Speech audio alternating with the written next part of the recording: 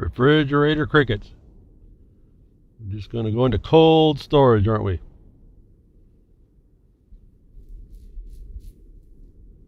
Do we even care to protect ourselves? Have we decided it's not worth it? We're going to be out of here anyway, it doesn't matter. We'll let our kids pick up on it. BTWRLM185 for those of you on Pastcast. That'll get you the Blogcaster. I do notice, though, as I looked at some of that, we used to get a higher standing. Now, all of a sudden, I noticed that the broadcast with that code doesn't get quite the highest standing as it was.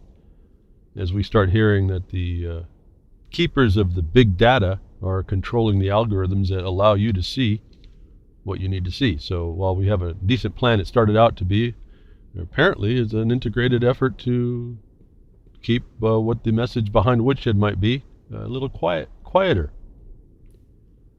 And I say that with a little bit of confidence in that I noticed that Grimner has plugins for the website that allow for SEO to be pretty high quality. And for the most part, we do make some pretty high standards. So for those of you listening on Pastcast, if that code doesn't work, get back in touch with me, markonthebeast@yahoo.com, and we'll try and work out something else to keep this information on top and current for y'all, because I think it's really important you see the links and the text content that I'm pulling from, even though I'm not really utilizing it in the context of a news item.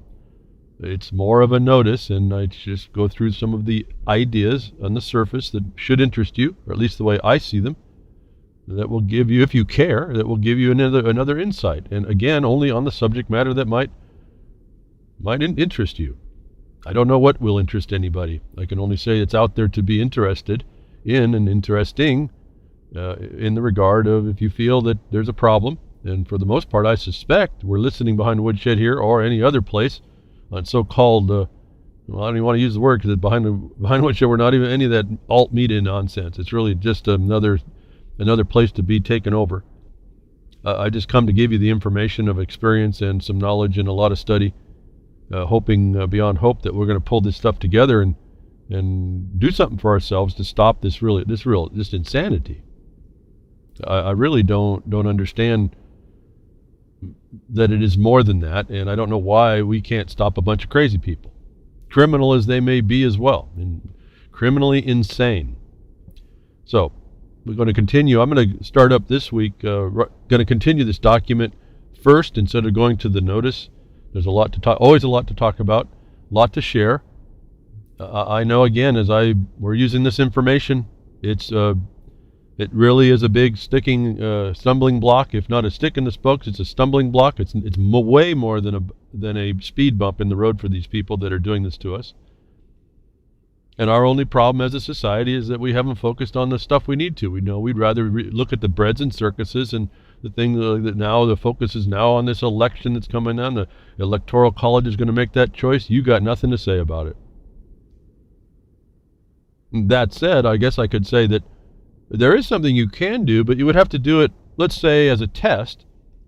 The Republican Party, because of the way the dynamic of the news, the fiasco entertainment system is now producing this electoral race, is that you would be, as a Republican Party, having to come 100%.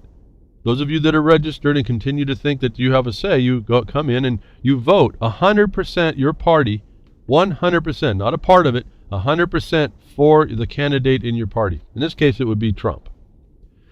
Partly why? Because in those states that are already mostly Democrat, the electors, the Electoral College is the Democratic Party. Remember, these are just corporate associations that are deciding for you, which shows you that you, men and women, have nothing to say about this thing.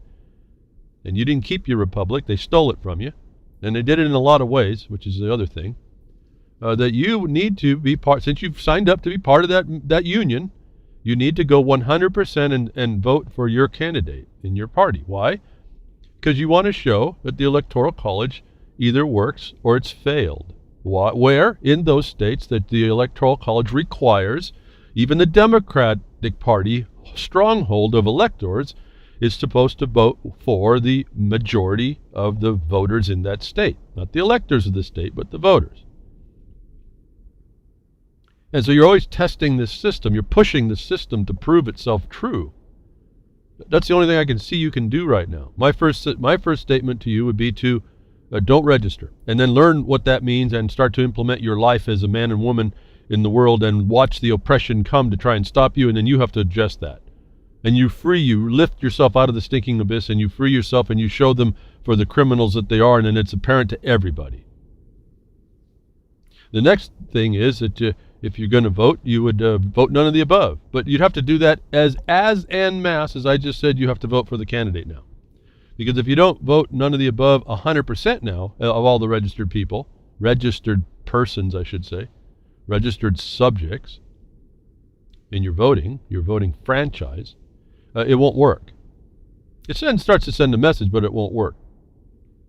I suppose you could put me in the line, and then we could all go, me wanting to be, the officer, but that the system is made to cut that out as well. So that's not going to be real viable.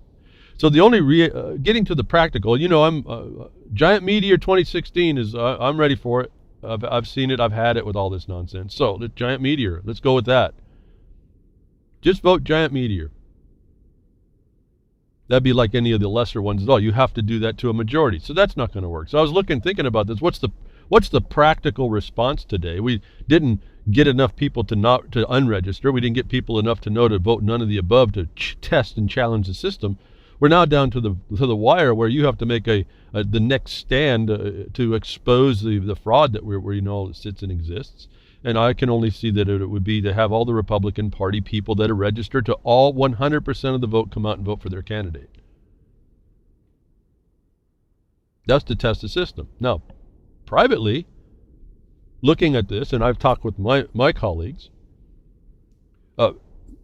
as a conflict of interest statement to you over what I need, we have decided that with Hillary Clinton in office, we're going to look at it. I'm looking at 10 more years of slavery to fighting this battle. It's the same battle that's stealing your life away. But we see nothing, there'll be nothing different from what we're fighting in this thing, the unqualified one and the administration that he has to steal your way of life and the production of your life and all that other stuff in the law that we can see. There's not enough of us yet that understand how to shut this down. There's more. We're getting a lot more now. I'm talking about the people's in the seats in decision. But I'm condemned. If Clinton gets in, I'm condemned to at least, to the end of my life, I suppose, at least minimum 10 years more fighting what we've been doing.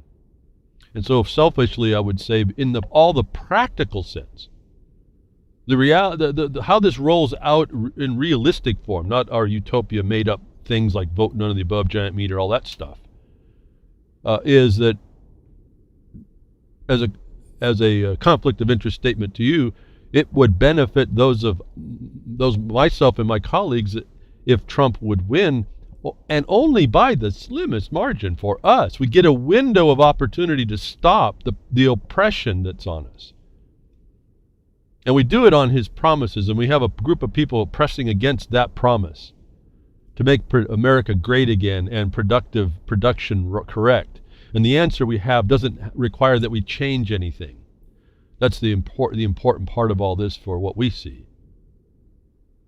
And if Clinton goes in, these are two, to my mind, these are just two no good people to be in office for what we need. So I'm kind of out of it that way. But in all practical terms, one of them's going to be the president, or as they get as the vice president may be injected to make the world order go quicker. Because this is what's going on. I'm really looking at the vice presidents at this point that are being chosen. They're both the same. We're going to get to that at some point here, possibly. The agendas are the same. They're lying to everybody about how this really works out. And yet, with one of the candidates, we see a window of opportunity to impose what the law requires and make it very difficult for them to move on in a way that's kind of silent and secret to the whole system. No one pays attention to this stuff, actually. So what do? We get to the point, there's this big election coming down, and you're totally useless to it all. Or do you step up and start, again, taking your step back because the battle, you're losing that battle. You were in a lost battle to begin with. Do you really finally make that final battle and make a statement? And so for my colleagues and myself, we looked at it, between the two, and not saying it's a choice of evils, because there's really no choice, but who would benefit us best, it appears to be Trump in a very narrow way and in a very small time. And to us, I think we'd rather have that opportunity to try than to have a zero opportunity in the other. And so I guess I'm going through this open discussion here with you at this point, not to really get politicized with it, but there are realities that you have to address, and there are ways to plan to address the war, the battlefield as you find it. And as we went through this discussion without being political in our own mind, okay, we're in a war. Who would best serve what we do? As selfish as that might sound, we're actually utilizing this for everyone, because it gets us back into a productive sense. We would have to say that we certainly can't use Clinton, and the only opportunity then we have is Trump to even try and push this through. If all the stars were even upright, we'd rather have that option than none at all, I guess is the point. So, as we run into this time, notwithstanding all the rhetoric that's going on, all the backstabbing, whatever the heck it is going on, all the setup for the takedown, we have a test to make on the system that's been declared and shown to be pretty fraudulent. We can put the final test to it, and from my standpoint, maybe give us, at least those of us that see how to do this, and we think we do how to do this, and not to have a big change in thing. It would give us an opportunity to do a rush into the system in a moment of confusion at the beginning of the term, to try and bring up and impose the promises that the people have been told on the election circuit, which you have to. I remember I've told you this a long time ago. Those promises that are made by a candidate on the election circuit, he's not beholden to any of it, or she's not beholden to any of it. There's no promise and no pledge they can make that you have standing to force them to do once they get in office. The whole and entire thing is a big show for your entertainment. I want you to have that sink in. So what we have is we only have a battlefield dynamic. And we're down to that last couple weeks, I think, here. So consider that. Consider this as those of you that think you're in a political party that's doing you some good, you all need to get together, at least in the Republican Party, and vote 100% of everyone registered for the candidate of your party to watch and see whether or not you can flip the Electoral College, even in states that are mostly Democratic. So to me, it's another opportunity, even though in the face of in a way, defeat, in a sense.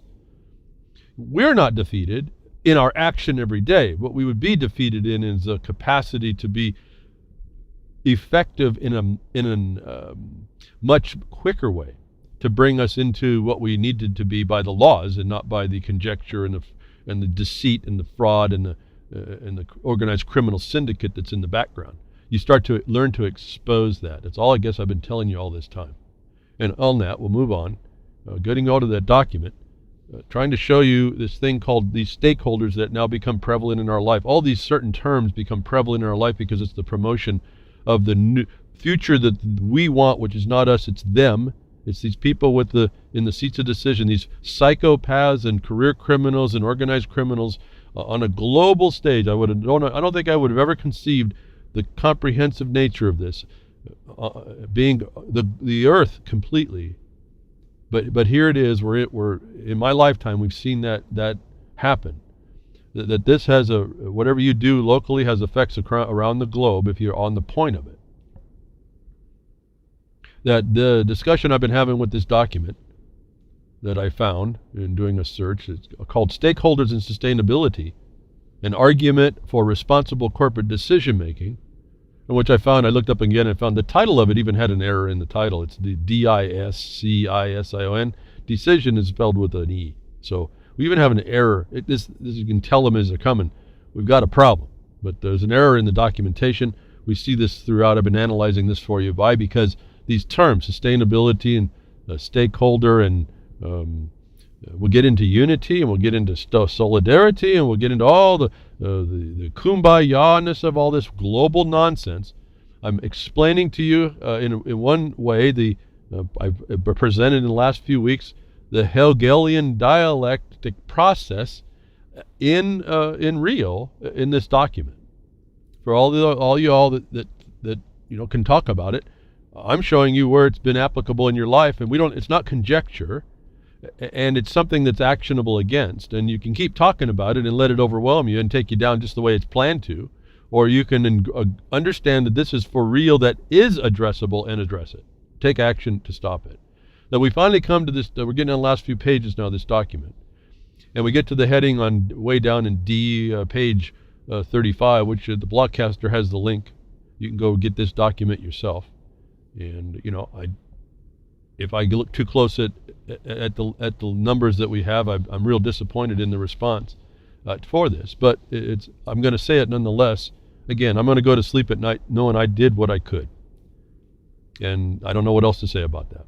Everyone has their own excuse about that, I suppose. Maybe that's my excuse. Maybe there's something I'm not doing I should be doing more that becomes the Tony Robbins of this information to get you into your power, and you can go do and help us help ourselves. But I'm not that guy. I don't think I have been doing it. I'm pretty straightforward about a lot of this stuff. And so we have this sustainability thing. Everyone rolls their eyes. They don't, it doesn't matter to me. No, it's right in your life. It's controlling your life now. It's controlling your thoughts. If you roll your eyes, or you turn the knob right now, you are a controlled mind. Because anybody who has any sense in them that realizes what I'm saying and understands, listens to what I'm saying, you are no different away being physically attacked by the beast in the forest than you are right here with the way they're taking language and utilizing it as an authority for other people to use against you. That is just as much a physical attack as a bear attacking you in the woods. And maybe more vicious. And so if you don't quite get this, and you're not responding to the fight or flight of this nonsense that we're reading, that's real, it's just on paper, but there's people that believe it that are imposing it. If you're not getting that and not responding to it in a natural, basic natural sense, fight or flight, you either run from this thing or you turn to it and you fight it, then there's something wrong with you. I'll just say it that way. I can't see that this is a fork in the road. I know it sounds obscure what I'm reading here, but it's really not. And I know it's not because I'm reading it and I make a sense of it, and because I know that people that are out there that are making sense of it the same way that are using it against us, that I have to deal with almost all the time. All the time. Sustainability and fiduciary duties. I've been telling you how they've corrupted these concepts. Now, if you're afraid and you run, that's fine. That's the way you respond. We can beat that fear out of you, and you can become a responsible being to your own life. The fight, that's not as good an idea either, because we usually fight in the wrong way. I'm saying that when you turn to fight, there's a way to do it. You got to train on how to do this, and understanding your enemy is how that's done. Understanding how they've got here to make this a foe against you, to use. Have other people understand how to use it. Listen, this is not understandable. There are other people reading these documents and using this against you. So there's no excuse that you can't. You just can't get it in your head. You just can't figure it out. It just doesn't make sense. No, you have to make it important to you that it is to make sense. You have to rationalize that it is the beast in the field after you, attacking you. Now, initially, you might be afraid. I mean, there's not everything that I wasn't so bold about. I was afraid too. This is a big thing that happens. But you only run so far just to get yourself safe. And then you have to stop and say, wait a minute now. What was that? And then you have to start making sense of it. And then you have to start to engage it. But you engage it in ways that you don't lose. That's why confronting the pointy end of a spear is not the way you do that. So I've never tried to put anybody in jeopardy. I never tried to suggest at all that you need to. At some point, we're going to have rubber meeting the road. We're in that day, but most people don't recognize it. So let me get to the discussion here. As a setup of the importance of what I've been reading, whether or not anybody has seen it, and I haven't seen much reflection that it is. but I'm going to say it nonetheless. The sustainability and fiduciary duty. Now they've comported, remember the sustainability is the plan to destroy you. It is the incorporation of things that are not valuable in the eyes of people that thought that they would be valuable to present and to prevail against you with these ideas. Sustainability is global governance with the servitude to environment. And that has, you have to understand the nesting of this, is that they then now, with the environmental consideration, they now can look at you as the cause and the enemy of that, when in fact you're not. But we as going through school didn't kind of get that. I know I got a little bit of it, so I probably maybe have my foot in sanity, where we started to get the other foot in insanity. So I got to see this change, the hope and change we were being given. I got to see how that works, and then it gives me an insight on all of this stuff, I'm sure. But not so much beyond anybody else, certainly because I'm telling you about it. That sustainability is global governance. It's the plan around it. It's all the excuses they use, all the warm and fuzzy words that they've come to. It's the obligation on you as imposed by a third party, and it's gained legitimacy just because someone's there to impose it. Not that that's right, and not that that would be lawful, not that that even would be legal. It's not, listen folks, everyone's going legal, lawful. It's not even legal what they're doing here. Why? Because it's a crime what's going on. Sustainability is a crime. Well, anybody that has a property right, it's a crime. Anybody that believes in that there's a law that's in charge here, not minds of men and women and the fancy footwork they can do in legalisms. No, this is supposed to be a settlement into peace.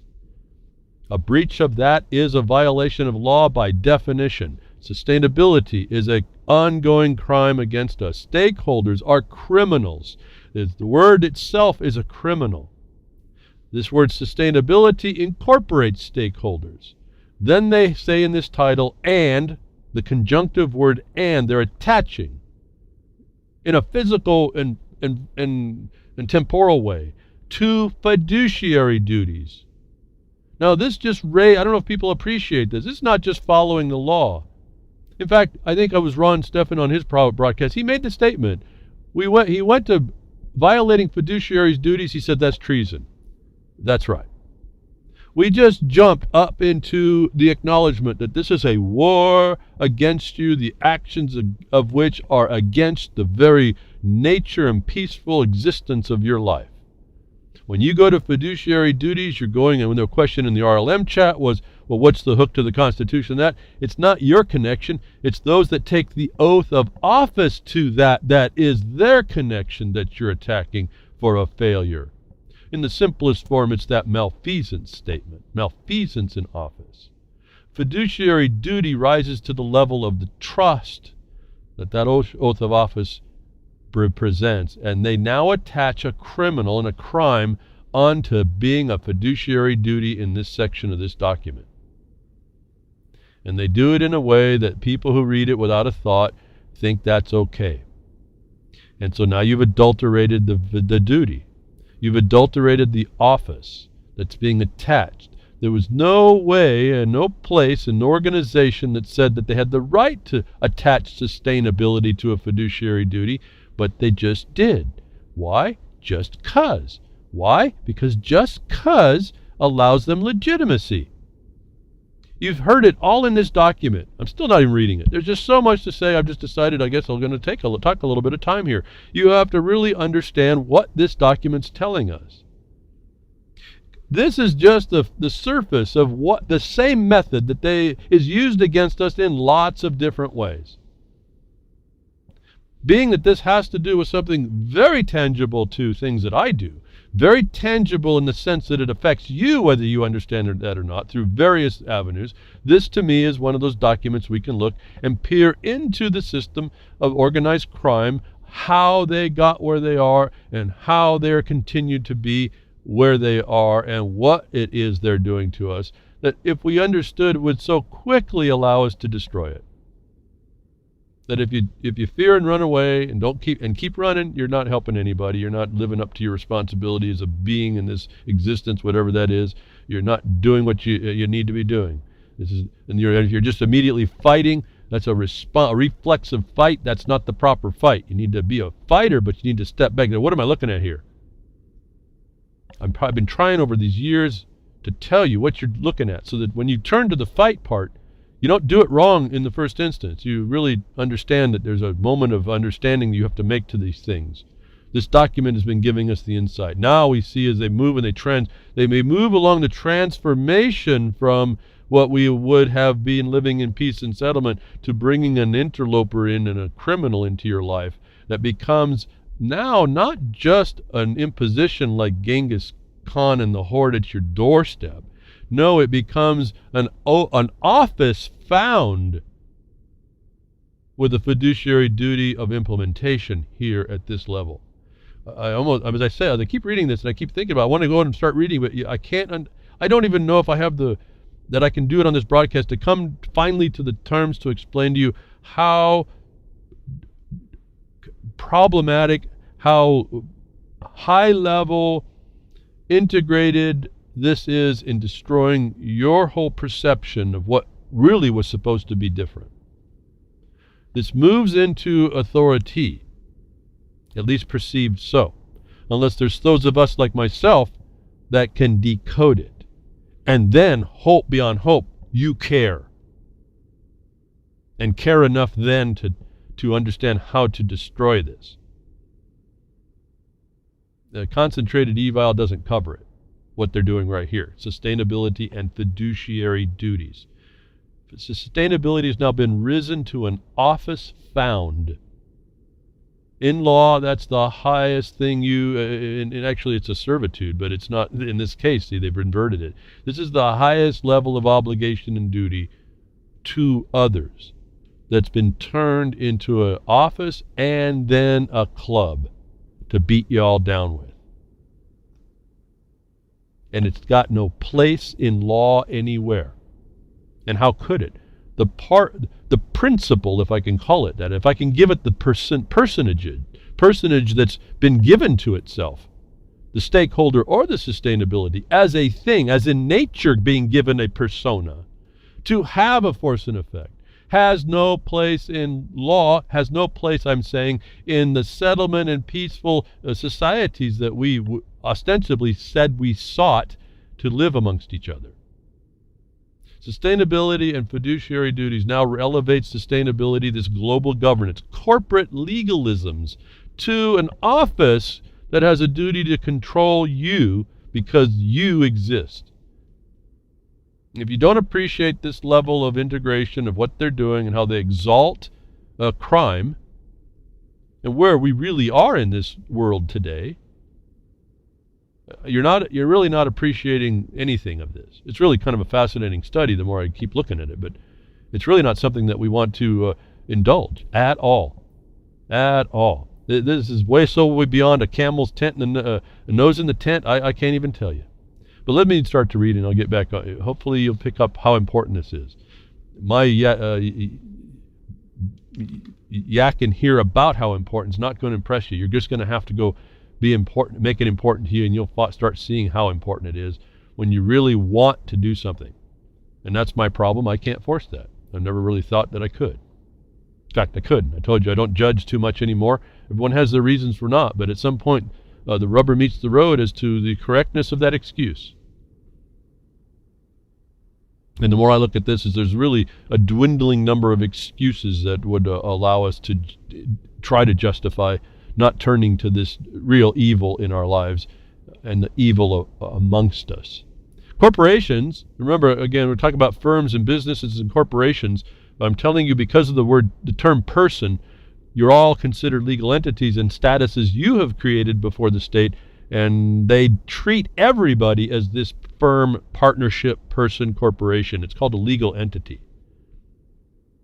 They're not talking to you as a man or a woman, or even your offspring, blood actually. They're talking in the sense of legal entities, those created under the laws of the state or by your acceptance of the creation of something status under the laws of the state, like you did, most of you did, when you signed up, let's say, for your driver's license. You said you came under the laws of the state. You had no clue what you were signing to. You don't know what that state is. I know you don't. I've told you what that is, and you can kind of maybe parrot what I say, but you don't know the depth of that. But you did it anyway, because we all thought it was all what we needed to do, and that's fine. Let me move over to... So you're a person. You're a man or woman with a legal obligation that you've attached to yourself. So this is speaking to you, even though it talks to corporations and firms.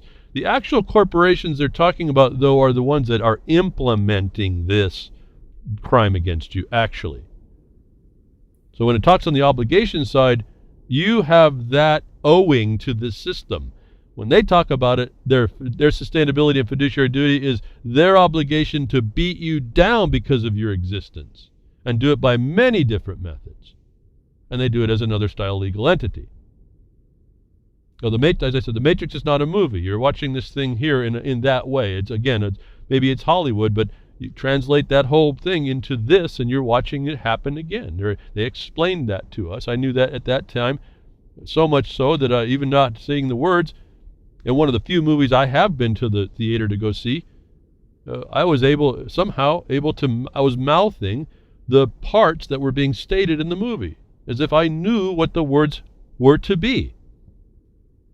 And not all of it, in critical spots, where they were describing this very condition in a different sense, but along the same lines. There's a principle they speak to in that. I came out of that saying The Matrix is not a movie. It's an instruction manual to what's going on, even though it's hyperbola in the whole Hollywood side. The fiction is no differently translated to the corporation or legal entity here. The system that operates that is another fiction. There's a multiple nesting of fictions as well.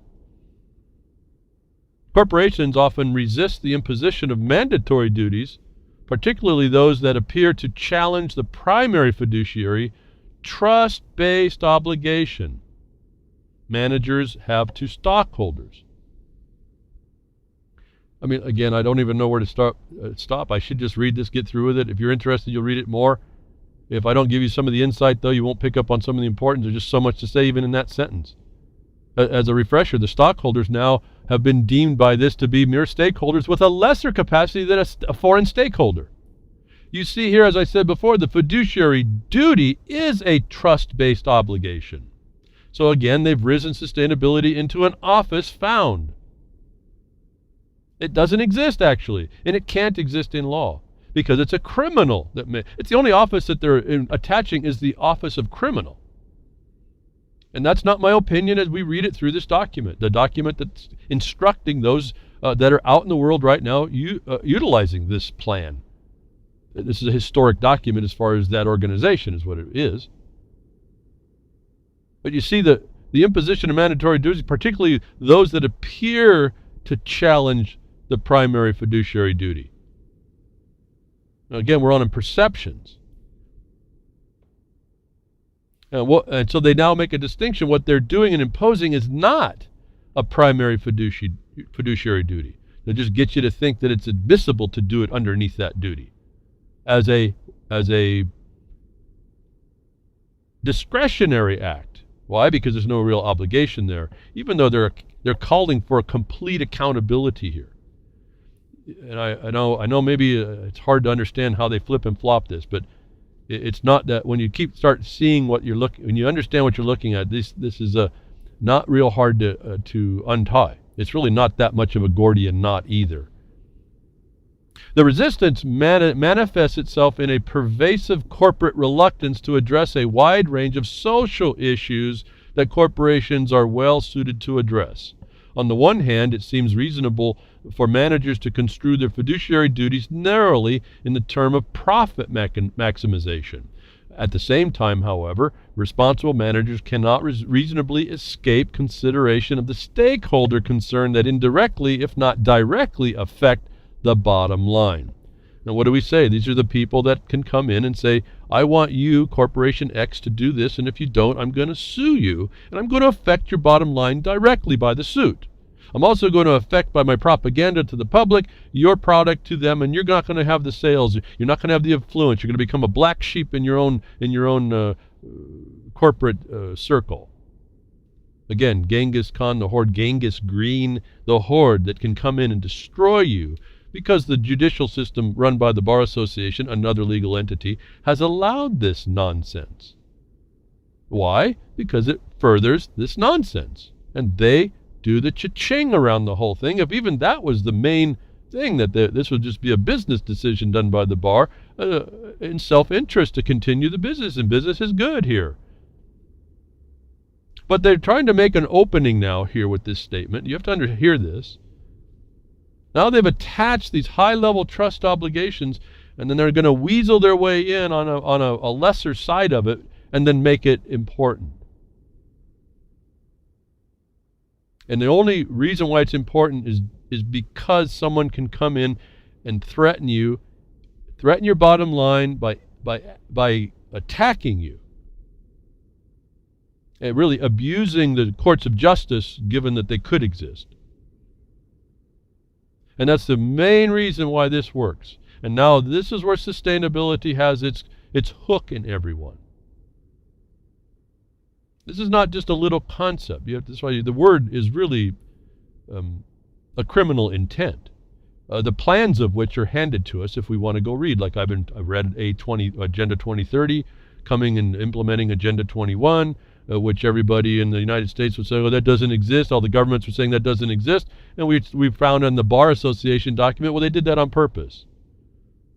They called it a sustainable development here and denied Agenda 21. But over in Britain, they didn't even talk about sustainable development. They called it Agenda 21, the program, MME, Program of Action for the 21st Century. So they lied to you again on the face of it all here in the United States. And they caused great division between people and their government, so-called, because the people in the government were actually, the seats of decision were actually planted there to affect this agenda. And this division has caused a great deal of loss of time and allowed this criminal imposition to gain a great foothold and a deep foothold and they'll say it. It's a transparent foothold, and it's more than that actually. They've got feet firmly planted on the ground here, and they did it without you noticing. And I'll tell you, under international law, they're doing this thing perfectly. I have to commend them. They're doing this thing perfectly under international law. And they're going to get what they're asking for on their side, because we're not going to take the time to pay attention to what I'm saying here to tell you that this is something important. Here we got 3 ships coming in. 3 ships are coming in the harbor.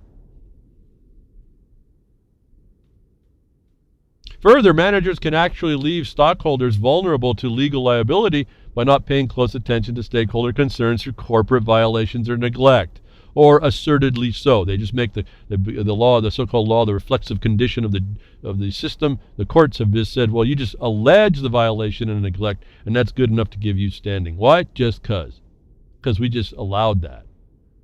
Not law, just cause. No just cause, just cause. On this basis, Cynthia A. Williams and John M. Conley have argued that managers are responsible for considering human rights, for example. Now, there's another loaded problem. They're imposing this consideration on everybody else, like who are they? And then what they put on you is this thing called human rights. When you go look at the Human Rights Declaration, if you really understand what you're looking at, you shouldn't be supporting that. And I've explained in past broadcasts exactly why. And if you understand what you're reading, I don't have to explain it.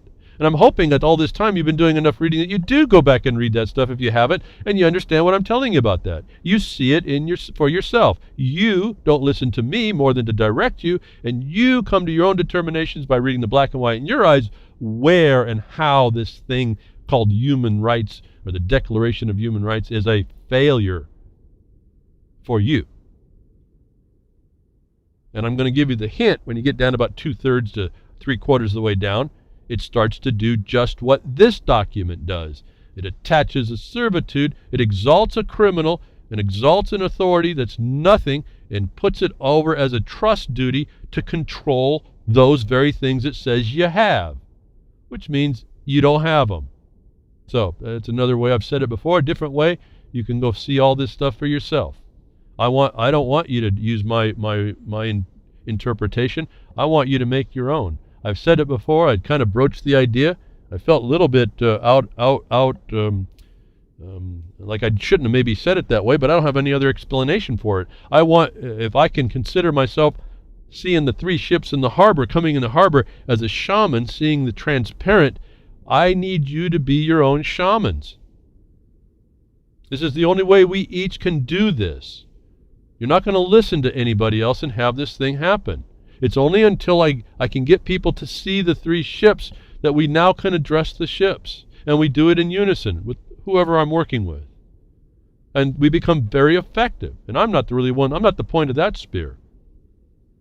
I just help give the shaft to whoever we're going to stick with the law and the facts. They become the point of the spear. That would be each one of us. Not unlike stakeholders, the manager's ancillary duty. Now they bring up another, and you'll find all these things. I got primary duty, trust duties. I have ancillary duties. They've expanded this thing over and on to give another place to interject some sort of a hook on that they can tie a line to jump from their pirate ship onto yours. Now we have ancillary duties they bring up. Not unlike stakeholders, the manager's ancillary duties sometimes seem unrelated to the firm. Just as with the attention to stakeholder concerns, however, managers are remiss if they overlook or minimize the importance of those duties.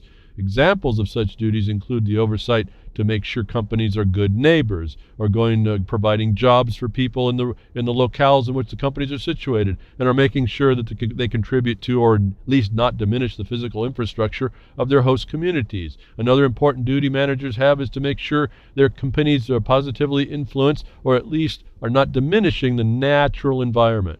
Now, if you look at that very carefully, they've restated this whole thing again as an ancillary duty.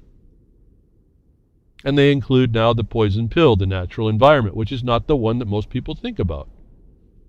It's this fictional one that they're imposing, and this criminal attachment to office found that can't exist in law as an obligation of the ones running the show over you as an obligated member.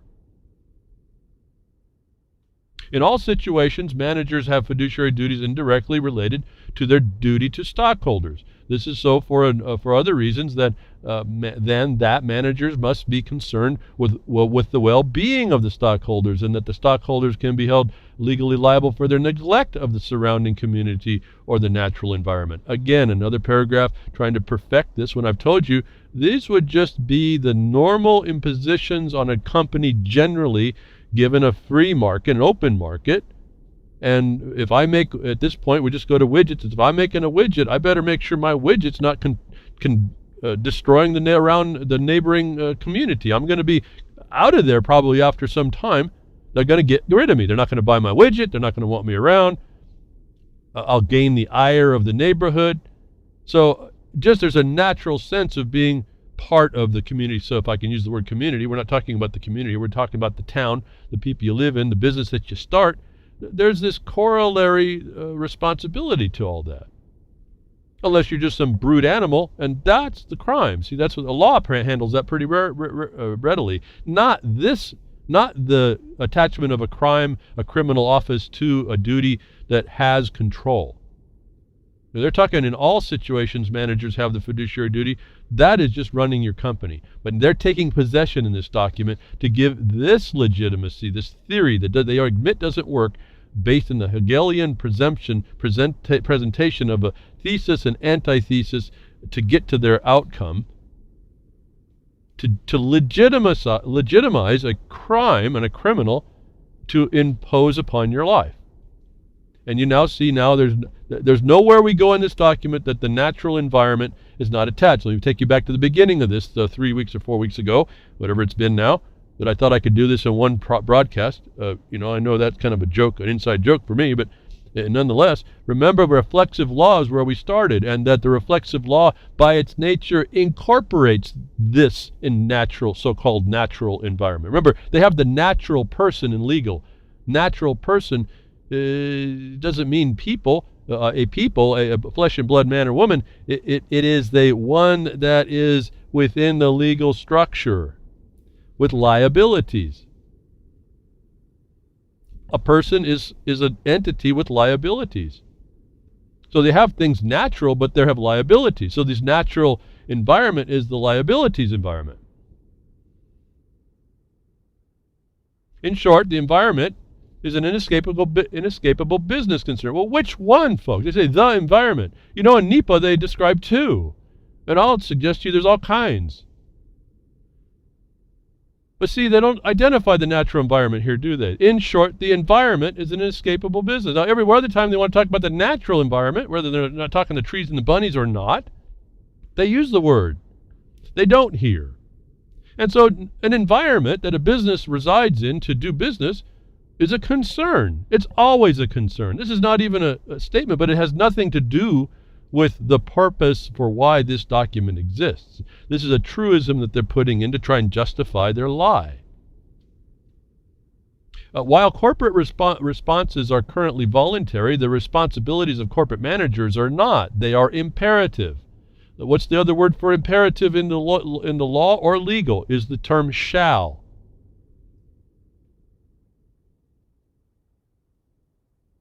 See, managers shall conduct their business as an employee correctly, otherwise they're out, aren't they? So they're going to follow the code of we haven't even talked about that. They're following their employment, their slavery code. The employer-employee relationship is a slave-master relationship. That's by definition. So these are hidden inside here of the actual, on the boots on the ground, reality-based condition. It's imperative as an employee you follow the direction of your employer. It's pretty simple, right? They use it as a cause of action here to legitimize themselves. So they tell you a truism, but they're attaching a crime onto it, and then they exalt the crime. And we don't seem to notice that. As Bruce Ledowitz warns, the state of the world is not good, or since the world will be here long after we're gone, I should say the state of the world upon the people on which the people depend is not good. Long predicted and feared environmental problems are now cascading upon us. Not a day goes by, it seems, without news of catastrophic global warming or collapsed fisheries or depleted resources or diminished topsoil or lack of fresh water or diminished biological diversity, and on and on.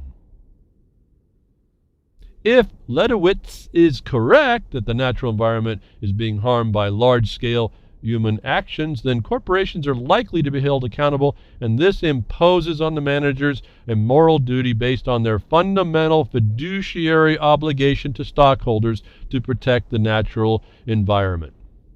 Let me go back. Remember, stockholders were now a party stakeholder that were a minor part now to the stakeholder who can come in who will complain about that natural environment. But more importantly to this whole thing, you see they start the point with a question. If he is correct about global warming being caused by large-scale human actions, well, right there, I don't need to read any more of this document because they're now speaking into Galileo 2.0. They do not consider the contribution of the sun or the fact of the sun's energy, any of it at all, to be contributory to anything natural. And so they're not speaking about the same natural environment again. That if he's correct, they now put a question. This is not proven. You look everywhere else. The global warming's, there's no question now, right? But this paper, I think it was again written in about 2012, is still putting the question. Why? Because they know it's a lie. The whole thing is, all this is a lie, and it's not that it's not addressable. Absolutely every bit of what they said is addressable. We hear the frauds around the collapses everywhere. And they're not true. If there is a thing going on, the dynamic and the actual realistic dynamic of nature is not understood at all about it, that we should even be approaching any hypothesis. Yet they're using the question to say that, to actually cause a question in their own position, to let's consider that if it was correct, that we would then go ahead and impose. This is the setup for the takedown. At this point, we really don't have to read anymore, because until they prove these things, then the next statement is not even going to be considered for purposes of spending any time right now on it regarding these corporations. But they're going to consider it. Again, this is like a straw man argument coming. All you guys that know about all that stuff, you want to keep talking about all your fallacies, you guys can run this down, but you don't know how to put it in operation. I'm showing you even if I don't understand which fallacy, these are the fallacies that they're using and how to defeat them. Not just to be able to identify them, how you defeat them. And until we get to that spot, we're doing nothing. Beyond that, failure to address environmental concerns can result in financial distress to the firm, including bankruptcy. And I told you this last week. I wanted to point this out again and again. This is all what it's about. It's all the financial this is all in commerce. And they know they can hurt you in your wallet. And though this is where they're going to set you up and beat you down with this false. Remember, this is set up under the question of whether or not these things exist. Not that they do, but even on the question, they can hurt you financially. Why? Just because. If it's the fiduciary responsibility to manage and protect the interests and profits of stockholders, then the only way they can do that is to consider how the firm affects and is affected by the natural environment. What's the natural business environment but someone coming to sue you for something? And you have to be concerned about that. Not only can the corporation's approach for sustainability influence short and long-term profits, the corporation faces expensive tort litigation while the stockholders face criminal sanctions if the corporation does not behave. Isn't it? All I've been saying all this time is exactly what he concurs and confirms right there. We're going to sue you out of existence. We're going to put this thing down on you so hard you're going to wish you never questioned that Genghis Green could hurt you. Just 'cause. Stakeholder sustainability and citizenship. Now they've extended it over. If you had a question, now they've put it over to you, because corporations are people too, you know. Stakeholder sustainability and citizenship. Documents come a long way to incorporate and encompass quite a bit of our life, isn't it? And none of it is substantiated by anything that's law or fact or reality. It's all crime. To understand fully the manager's responsibility for the natural environment, it's important to be familiar with the central goal of the environmental movement, that is the notion of sustainability. And so now they're going to define this sustainability, and it's a movement. It's actually the green religion. And it's not just my words about pointing out. You know what the green religion is. You can go look at Gorbachev and this Presidio trust that they set up for him. And then he moves back from the San Francisco Presidio back to New York to continue this trust. In the meantime, they've also got the green religion putting and spewing all their hymnals to everybody, and now they're all part of your mind. It's just a big religious movement, and the courts of Britain have said so. It's just a big idea that you can believe in. And if you believe in it, that's good enough on a theological sense to be protected. So not only is this a crime, this purports to be a religion, which under international law, again, I have to say these people are pretty brilliant, evil genius.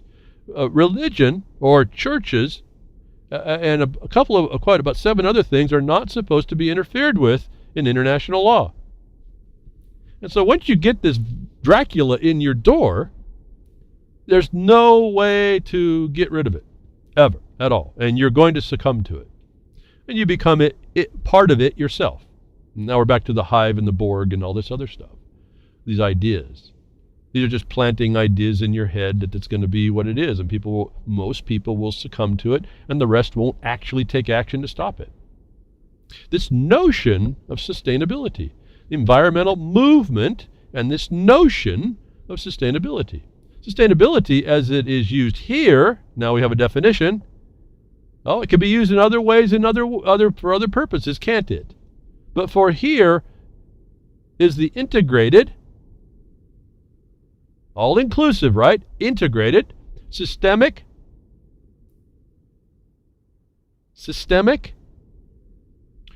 lasting effect of attention to the natural environment. This is a mark that will be put on you cannot rub off. And it's a notion for a movement that's been identified as a religion. Now, who can deny a religion, right? I mean, all is good and all is holy, isn't it? And what religion are we speaking to where they brought up biodiversity, but the Gaia principle? And it's not a principle. It's a fraud. It's a crime on everybody.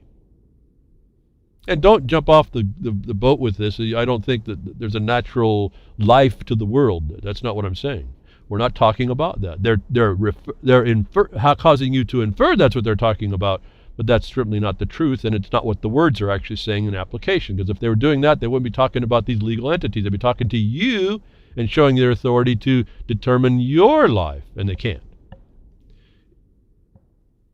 Sustainability, as it's used here, is the integrated, systemic, lasting effect of attention to the natural environment. It encompasses everything from the local neighborhood to the planet and the well-being of all living things. It emphasizes investments in the future rather than one-time actions. In addition, it reflects a process or a way of thinking about environmental issues and responsibilities. So, this is a way of thinking. Doesn't mean it's the right way, doesn't mean it's not a non-criminal way, doesn't mean it's the only way, it's just a way to think. And if you're a free thinker, you need to be able to go look at all the other options, but underneath this system, you can't because it's all encompassing. Once this Dracula enters your house, you will succumb, period. Sustainability is similar to stakeholder thinking, particularly the relationship view of stakeholder theory, in that both build upon existing relationships, interconnectedness, and synergies. Unity, folks, solidarity, community, relationships. The key concept in both is the notion of systems thinking. Systems thinking. I told you this before in a different way, do not think that sustainability is a stakeholder. They're independent. They're both criminal. And this statement just told you that. Do not make the consideration, do not think of them as the same thing. One is actually the tool implementing the other. Like I think it was a question in the RLM chat, Spooner said something of money being government, and I said, no, that would be wrong. Certainly money can affect government, but even Lysander Spooner in the graphic that was presented showed in the statement that money was not government, in that the government will come to take money. In a similar way, the stakeholder is not sustainability, but sustainability uses stakeholders to fulfill itself. And so we got to be kind of slow down on what we watch and what we see and how we conceive of these things. Instead of just kind of just running off and convoluting these ideas. That's why I said part of the problem is we convolute a lot. So this is all, sustainability is systems thinking, which provides both the rationale for why corporations need to pay attention and to sustainability and the ways that they go about doing so. You know, if you've been listening to what I've been reading about it, so this brings us all the way back to that employee walking in the door as a manager, having to drop his moral and ethics for the purpose of the business which he's serving at that time. And this is that his mind is now trained in this system thinking. So all these entities that are tied together are one big Borg, if I can say it that way, to this listenership, or the hive. And I have nothing against bees or ant colonies and all that stuff. They have their function, but not for people. At least my way of thinking. So this is sustainability. The key concept is in both is the notion of system thinking. Well, if one's a subset or tool of the other, it has to be, doesn't it? But system thinking is the key statement they highlighted in a quote, which provides the rationale. Now, is a system think a rationale? I don't think so. And we find out there is no real rationale other than we're going to rationalize how, being a criminal, we can steal from you and make it look like it wasn't. Where each corporation is itself embedded in a web of relationships, at the same time part of a networked economy. Quote, networked economy. If you don't think silent weapons for quiet wars, when I'm telling you that the web, big data, is not what's going on, they are already incorporating this whole thing, even though internet becomes this part of this tool. And they use the terms. This is written again as a they're referencing other references that I'm not even reading to from the past, even before this document. But they put this in the terms of your current interaction being plugged into this network called the Internet. Stakeholder thinking and sustainability also overlap the concept of citizenship. Now, isn't this an interesting transformation? But here they're involving the entire planet now, folks. Don't underestimate what they said earlier in this passage. Stakeholder thinking, system thinking, and so this has to be, right? Global governance is system thinking. They're not thinking about you. Stakeholder thinking, mind, Hive, Borg thinking. You're in that system think. You're going to think the same. The stakeholder thinking and sustainability. Again, there's two separate entities here. They got the stakeholder who supposedly thinks, and sustainability, the thing they think about, and actually they're obligated to perform, also overlap with the concept of citizenship, in quotes, which concentrates on the responsibilities of individuals in social, community-based, parenthetically community-based, in social and political systems. So sustainability is a social and political system control. I don't know about you, but there's a whole lot more to life than just social and political systems. And now you see how we can fight this at the point we're talking about production in this and soil disposal. Production and social have nothing to do with disposal to exclusive possession and use for production. I just want to throw that in there because the social and political is two of the legs of the stool of the UN stool of sustainability. This system thinks citizenship concentrates on the responsibilities of individuals in social and political systems. I will cause your attention to go back over to the Declaration of Human Rights, where you have now responsibilities. You have no rights, you have responsibilities. That's another clue as to what you're going to find in that document, actually, when you start getting the eyes to see what's going on here. That's just a continuing furtherance of this system that has been going on since at least the start of the UN, which was really also the start of Israel, which is also a functioning part, silent in this background of the so-called morals of that system.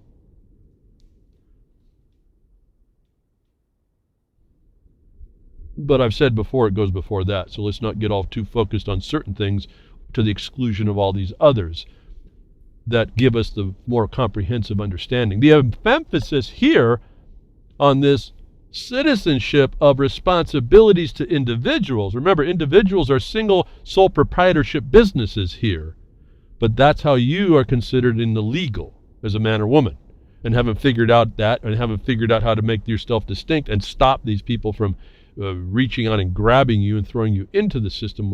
When they treat you like this, where in that legal system you do only have responsibilities. Your rights are what was gave under the laws of that other shell corporation, and they don't even conceive of things like natural right. What happened to the nature here? You have no natural rights. It's just social and political systems this group think is doing to present itself, to function in the world, and to control it through a governance, not a government. The emphasis here lies on individuals' rights and responsibilities. Remember the conjunctive end. Rights and responsibilities are obligations and duties to perform as your behavior in a certain way. So what we're essentially talking about here is behavior. And as they are derived from the individual's affiliation with particular communities or social systems. So here it is. This is the term of civilization. This is the term of person.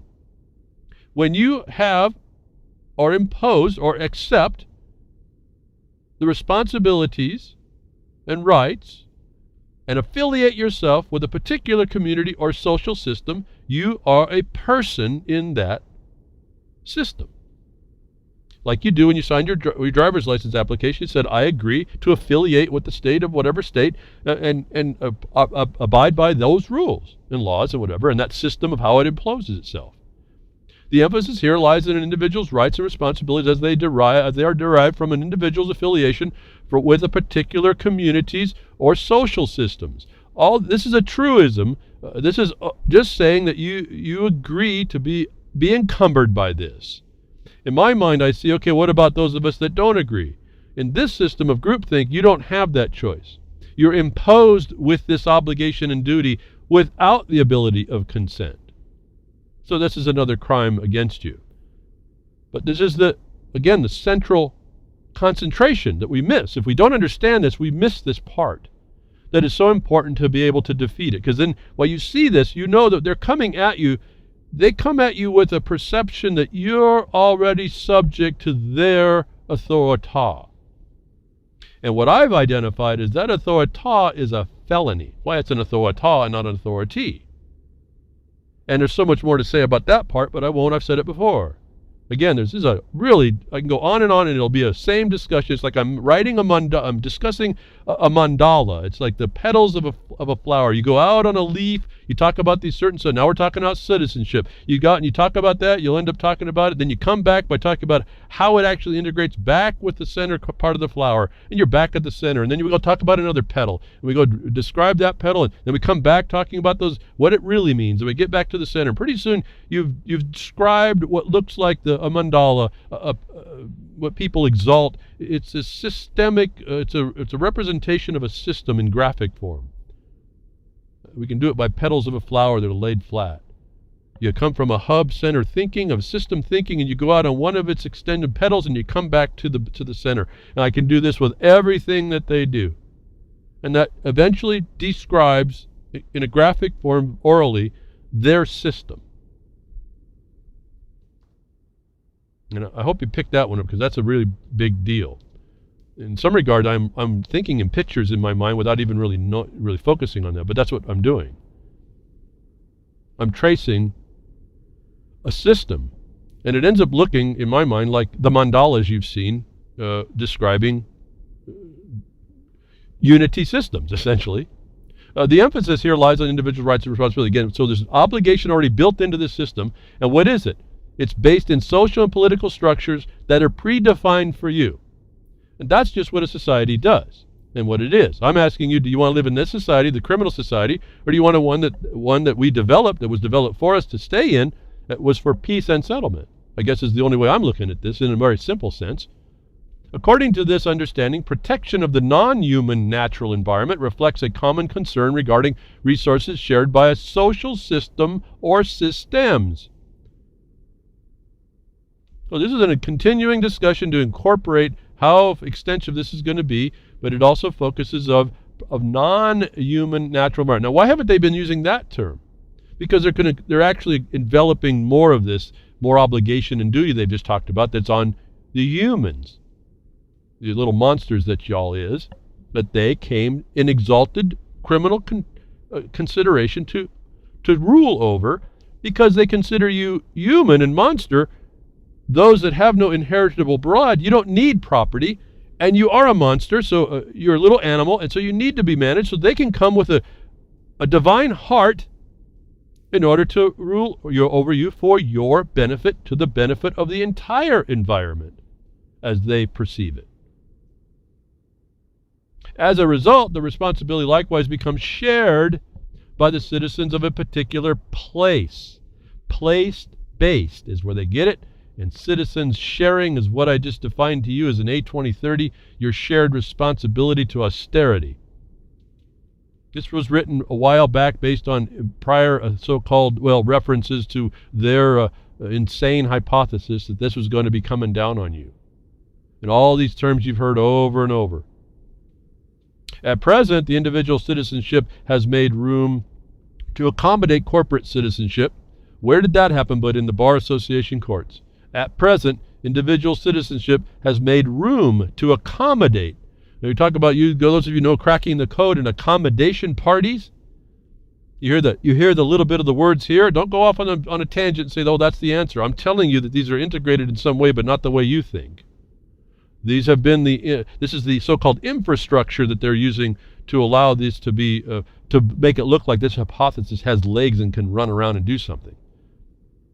Individual citizenship has made room to accommodate corporate citizenship. Corporations are people too. In fact, they're only talking in the legal entity sense. It hasn't actually made room. So this is another lie, even though it's somewhat of a truth. As far as individuals are concerned in the sense of legal entity or business or the sole proprietorship, they've made room to accommodate the corporate citizen as the sole proprietorship.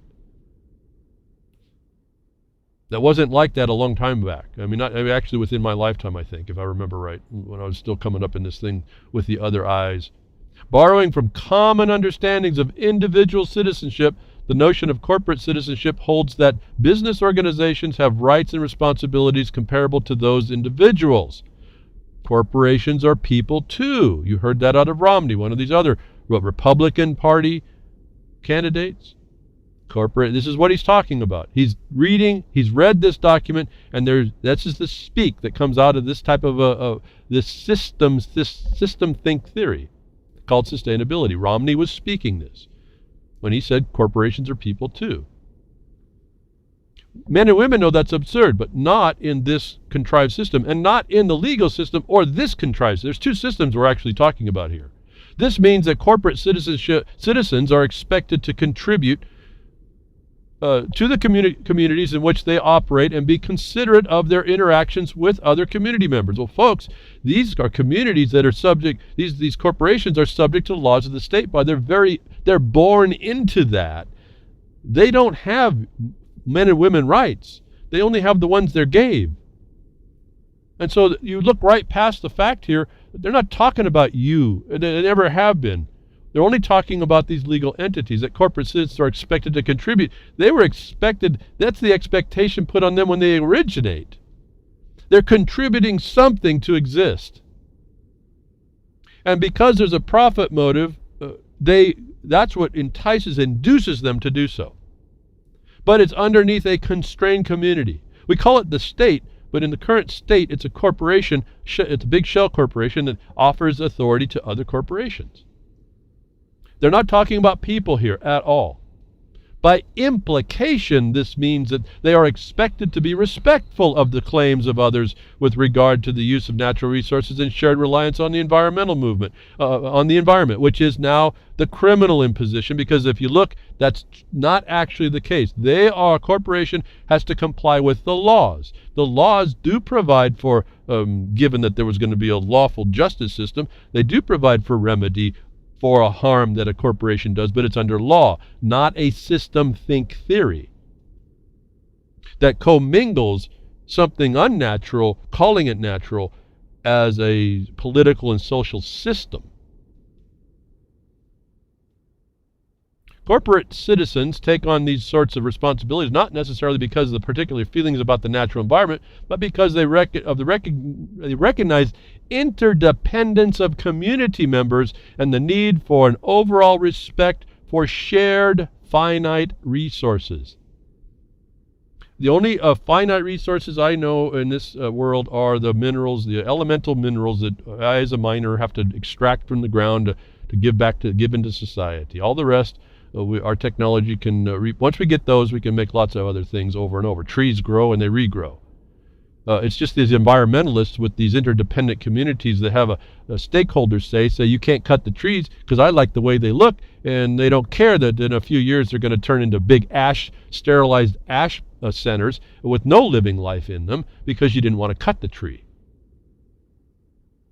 This is the form of insanity. Stakeholders, the environment, and good business decision-making. You can hear the transformation going from a crime into now this is a good feel thing that we have to do. That now we're not even talking about stockholders in this document. We're not talking about you. We're talking about this system. The stakeholders, the environment, and good business decision-making. The stakeholders are the criminals that can come against anybody to make a violation of neglect or a stated criminal action that gives standing just because they made that claim, that now become all important in your life.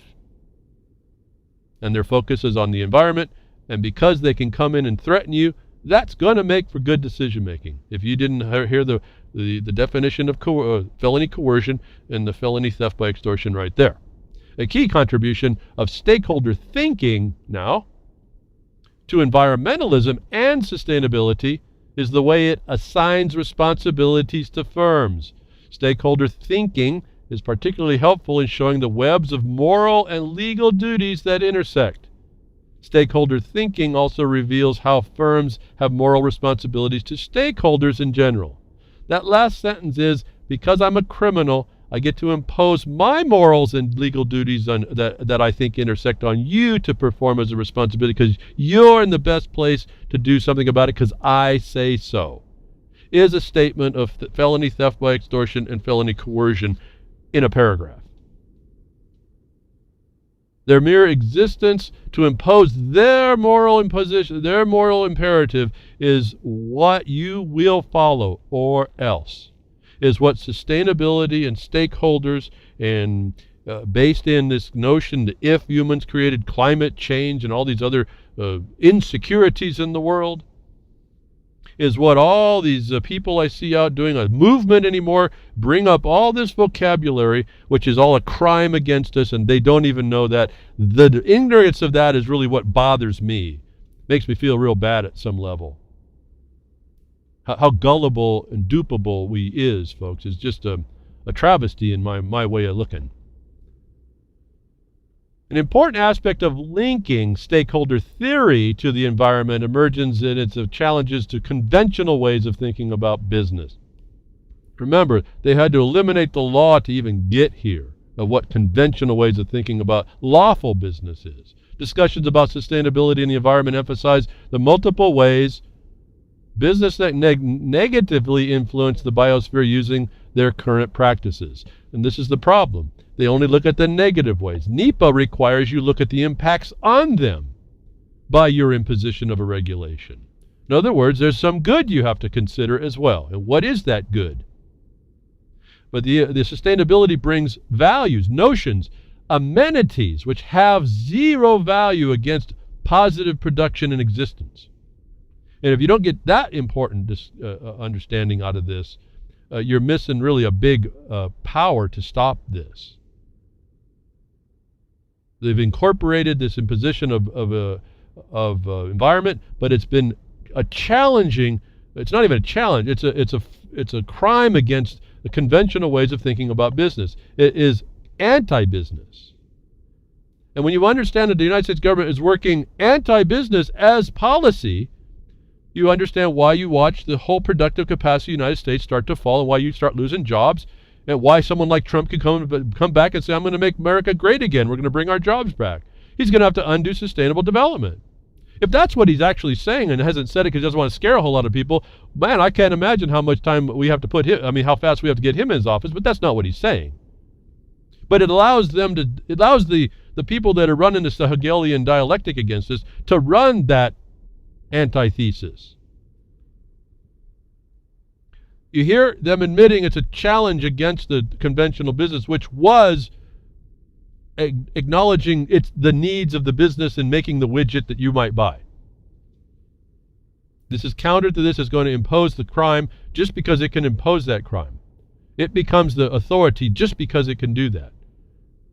This invites discussion about innovative, non-conventional ways of satisfying human wants and needs and challenges prevailing mental models with the potential for new business opportunities. All the new business opportunities they're talking about is invigorating them through leverage, multiple level funding, and black hole funding as I call it, through taxpayer payment to keep these systems pushing system think and sustainability on you. This is the new business thing that they get to do. They just identify where you're not meeting their moral standard, their religion, and you become a heretic to it, and that's good enough to give them authority to interfere with you, is what they're saying here. And your mental model can be challenged because it doesn't meet theirs, even though, as insane as it ends up being. And you want to satisfy human wants and needs. Who are they to determine what that is as well? But here they are taking that position, and it's because it's human, it's animal needs and wants. And they'll appease your wants and needs in austerity to a level. You'll get your card, you'll get paid a minimal amount, you'll get what you need, but it won't be what you have decided, it's what fits the biodiversity agenda. under this religion that they put the name Gaia on. And I think I want to stop there. There's more I can go on. There's lots of little more pages here. I guess I want to read the back end of this again, the very last page, and I want to bring this to a close. To reread what I read. The first thing I read was this, and I want to reread it now. I hope you've been listening to what I've been saying, and you'll be able to take this last paragraph, closing this document off, in a new perspective, I hope. And it says here, it is important to keep in mind that while corporations are a legal fiction, the individual who populate them are very real. While the corporations might not care about the environment as human beings do, its stakeholders are dependent upon a habitable environment for their survival. Sustainability then is not just the way of the future, it is what will provide a future, period. You don't clarify who that future is to, but they just said it was the stakeholder, wasn't it, who we've identified by this document as a criminal in everyone's life. And that's not the old stakeholder, it's the new defined stakeholder that is dependent on you, interdependent with you allowing a parasite in your life. They tell you that it's the people inside these, as I've been telling you as well. It's not the government or the structure. It's those making the decisions inside it that they are focusing on. And remember, as I've been saying also, this highlights a bit of Protocols of the Elders of Zion coming in and saying, you have weaknesses we know about it. We're going to exploit that to our good. It's no different there than being stated here and implemented. That these stakeholders are dependent upon your buy-in, your compliance, your agreement with these failed and false theories. And the future that they push sustains them. It's how these parasites will have a future is because you don't pick them off, you don't poison them out, you don't mitigate them from before they crawl on your skin, in your body, down your throat, wherever they crawl. In your life. They acknowledge that the people are very real, and they're the ones that they have to influence. So they look beyond system think to see who is the actual motivating factor here, and it's the people. This is where the power in the people is. This is the power of the consent, and this document shows us how we're allowing criminals in our life, and that if it's ours to decide to throw it off. Like any occupying forces I've been talking to you about for years now. This is just another way it's being done. So part and parcel with all this is information to you. As you heard me read over these many weeks and weeks, parts of this document, showing you that they will come up with theories and propaganda and press you with their ethics and their promotion to get you to believe certain things can be extended over to the media. And getting you to drop your ethics and your morals, the real good ones, and replace them with this religion. And so I've been highly critical of what I've been seeing for a long time, but particularly in this last few things. I know there's a lot of people near and dear to their heart. And you know, if you've listened to me along, it's near and dear to my heart too, but I don't like the deception. So I've got to call it out because I want us to get to the core, the real core issues, not the ones we're being told that we have by people that appear to care, but the real core issues, and that's really us functioning as those people that have to have our own moral standing and come back countering this agenda to cause stakeholder imposition on our life through sustainable development, sustainability. That when you heard climate, global warming and all this, you heard the list, and that's just a partial list. That's a part of this. That when it becomes the subject matter of a confrontation or a division, you have to look again to the ones who are imposing that and who they are using as the tools against themselves, which is why, I'm bringing on over now, why I've come out, maybe to some of you, and maybe irrationally so from your perspective, about this DAPL, this the Dakota Access Pipeline.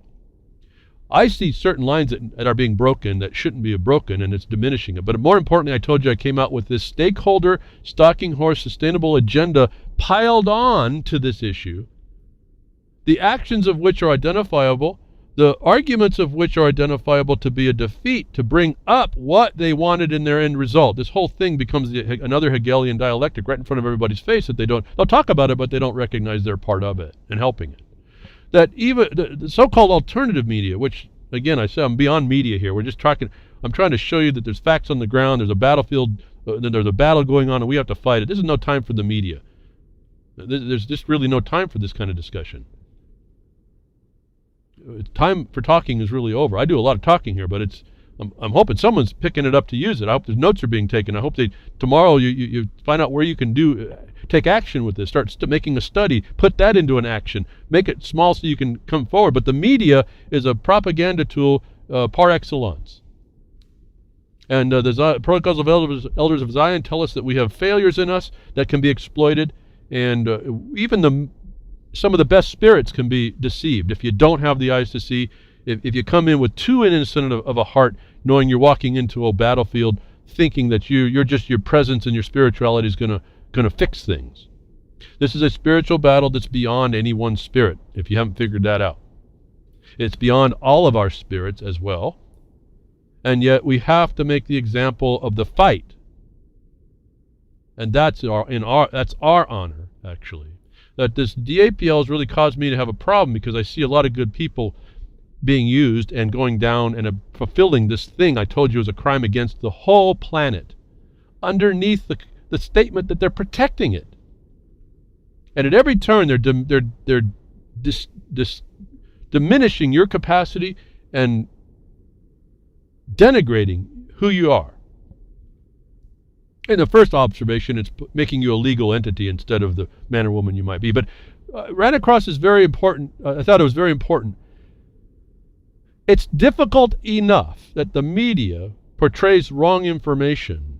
It's worse that so-called truth media says that they're presenting the truth. When I run across a story like this and then watch the video, that I'm more into the idea now. I'm so far beyond, what I think people think they're doing at the DAPL, to watching what's happening to them.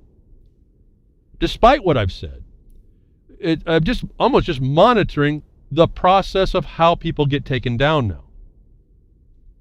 To invoke and impute other agendas as well. That it came through, and I'm completely critical. I use this website a lot for information, and I look at this stuff and I go, boy, I'm just wondering how far down the hill they're going to go on not really doing this correctly, and how much farther I can take this their contributions to what we think is news as any kind of a truthful idea. When I saw this issue, video, 40 cops with riot gear, armored vehicle, and LRAD swarm 5 praying Native Americans at DAPL. And this comes under badge abuse, as they got it presented. Major, presentation of the cops in riot gear and armored vehicles swarming 5 Native Americans praying. Is a pretty sensational, not sensational if it's true, but pretty sensational, I think, once you see the video. That this is in my mind, was the height of disinformation in a so-called alternative media condition that I can't even really describe, other than to say, when I looked at the video, I need to ask you all to go look at the video when you get this to the Blogcaster, if you don't find it elsewhere. I want you to tell me where in that video the swarm happens. I need you to point out, I need to see the frame, the picture still frame when this happens, because it escaped my player, my video, my perception.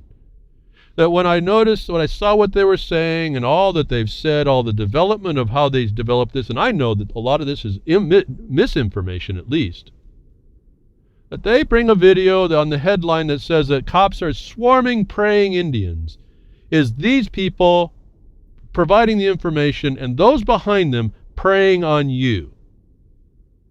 And I just put an E in the word pray, because this was an insult to anybody who read it. And if they didn't see this, you better take it on as a mark on you that you need to be a whole lot more critical thinking.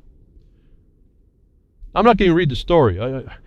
It was an insult. It's just an insult to see that they say cops. This is a difficult enough condition as it is. To say a headline that says that cops in riot gear.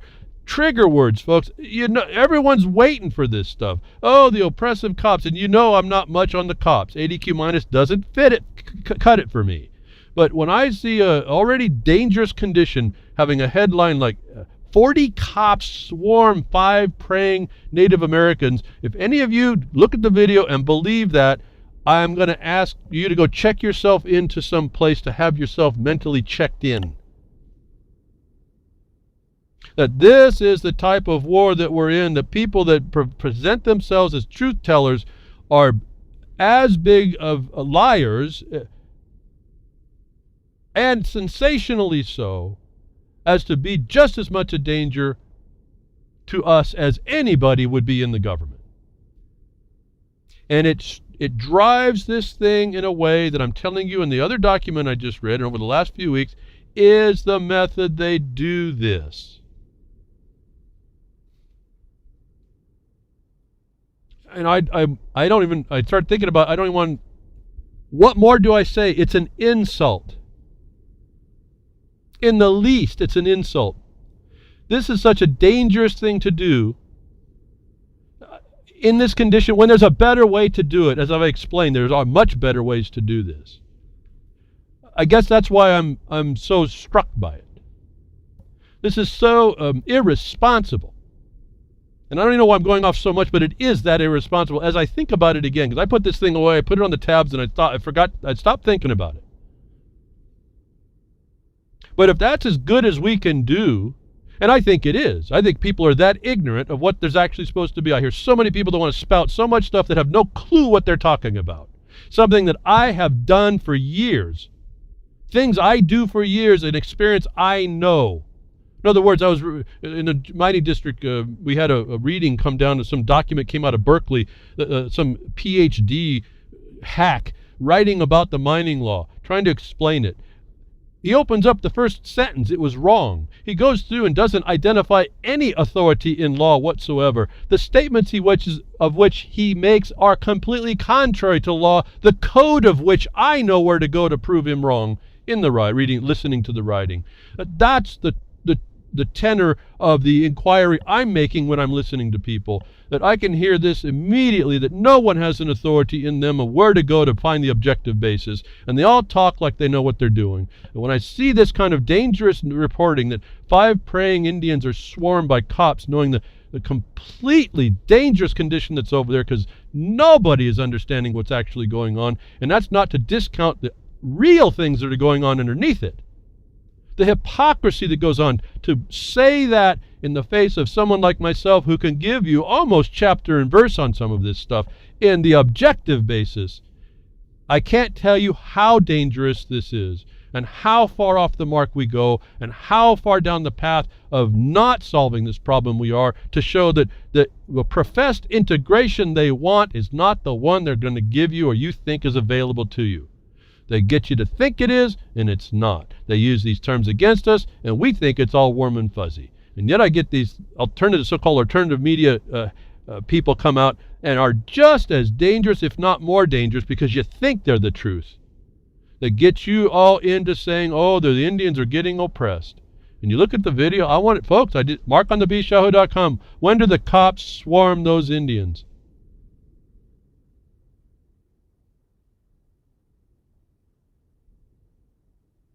And I saw a lot of people talking about, they're going to redouble their efforts to go protect the Indians. That's not going to solve this problem.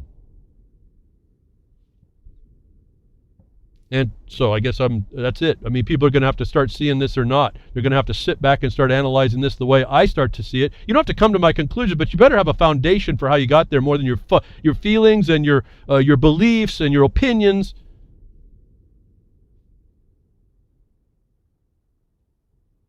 Because I keep telling you we're in a war. And your failures are going to be used against yourself. And so we have to establish, because we have none elsewhere, we have to establish a foundation for ourselves. And it has to be in a reality, in an objective interaction. As terrible as that interaction may be and has been evidenced in the past, we have to acknowledge that terribleness.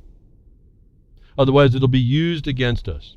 And Vince was talking on his broadcast feedback, and I wasn't able to get it again. I can only get certain things certain times. He did make a comment which caught my ear.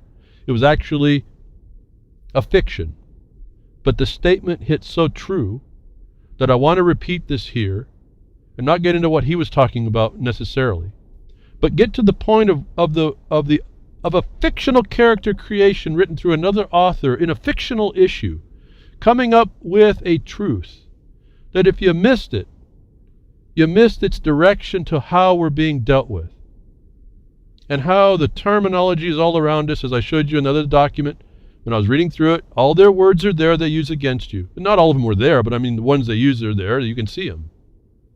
That I wanted to turn this, because we're in a war, and they want us to war against ourselves.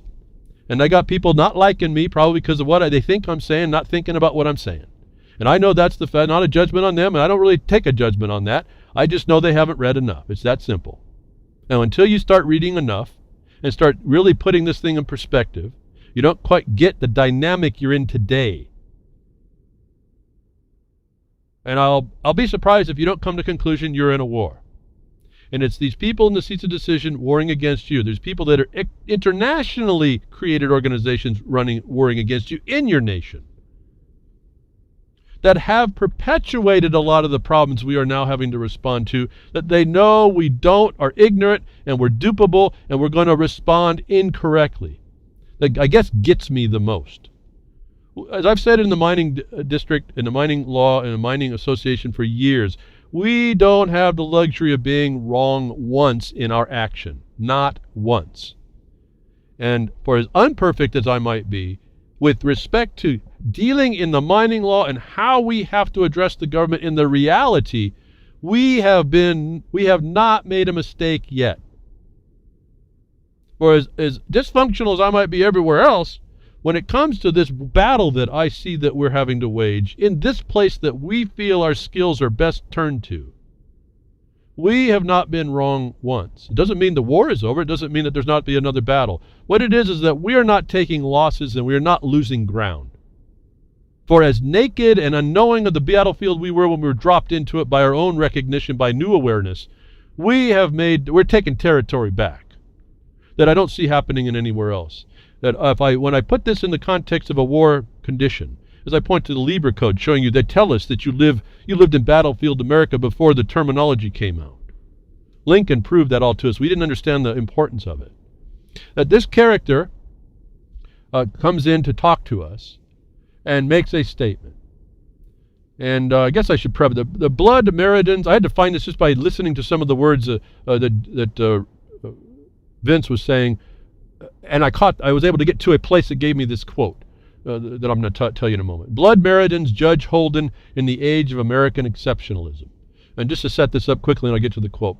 Cormac McCarthy's novel Blood Meridan, 1985, is the story loosely based on historical incidents of a gang of scalp hunters who massacred Native Americans, among others, in the United States, Mexico, borderlands from 1849 to 1850 for bounty, pleasure, and eventually out of sheer compulsion. I mean, how vulgar is this getting already? But anyway, go on. It's just a story that somebody came out of someone's mind. Although the gang is led by former Texas Ranger named Glanton, the figure of Judge Holden dominates the narrative. The judge, a physically huge and intellectual man depicted as entirely bald, is especially disturbing in this novel of horrific violence due to the apparent gratuitousness of his murderous actions and his uncanny ability to use philosophical arguments to manipulate those around him for ends that remain unclear. Let me end there. This character goes on in this article and is quoted as saying, with respect to this age of American exceptionalism, and it has nothing to do with that. It's a truism that I want to get to. I'll set it up from here. Thus, in the age of American exceptionalism, we must acknowledge the pertinence of Judge Holden's conclusion that, quote, war is the truest form of divination. It is the testing of one's will and the will of another within the larger will, which because it binds them, is therefore forced to select. War is the ultimate game, because war is at last a forcing of the unity of existence. War is God. Now, what I picked up on was the last sentence. War is the ultimate game, because war is at last a forcing of unity of existence. My mind fixated on unity. Why? Is because that's one of the buzzwords that you hear all the time. It comes in different forms. It is what's being used by this system of sustainability to bring us to a false togetherness, all together now stuff, all inclusiveness, and yet dividing us away from others so we will fight, to continue the war amongst ourselves. That when I noticed and saw this ultimate game being war as forcing a unity, is no different than what I just described over the last few weeks, the stakeholder, Genghis Khan, Genghis Green, the horde, coming with its morals to impose upon you and forcing a unity of existence with what they feel is morally right, notwithstanding what you think, and forcing also your behavior to conform. Focus me on quite a few things all of a sudden, because that's almost like the unifying thing, language here, and the particular use of it is propaganda in the media. No different than cops swarm praying natives, is no different than talking about unity, solidarity, and sustainability. The war is this forcing of a unity of existence. This is hive mind stuff. This is this is system thinking. Whether or not this came from a fictional character in a fictional sense, my mind has been kind of captured by that last sentence, because it's almost all pervasive. And it's certainly the way I'm starting to perceive what I see as reality, without putting any gloss, trying to find out what the reality we're up against so that we can deal with it in a real sense. Why? Because as the document says, the real people are those in the system, not the system itself. That's the important ones that we're going to affect. That's the ones we're going to strip of their own ethics and morals, and that's the one we're going to impose and indoctrinate with ours.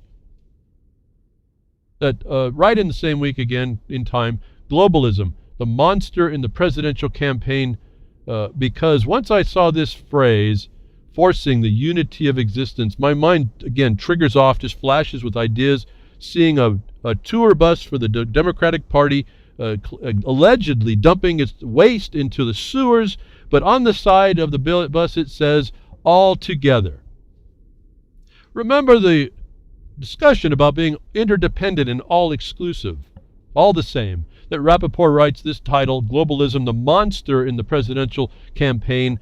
The altogether statement on the campaign bus brings me right to the election, what we're looking at here, and the two parties not being, I tell you, these are just two wings of the same bird of prey, whether you go Republican or Democrat. Jefferson Mining District lawsuit sued both the parties, and they failed to answer. They agreed in default that they're felons and that they're committing treason. That the phrase and the promotion for the Clinton and Obama and Democratic Party is the phrase all together now. All together now is unity. All together now is solidarity. All together now is interdependentness, is all inclusive, is the social and political together in common cause. That is now promoted on the bus, I saw.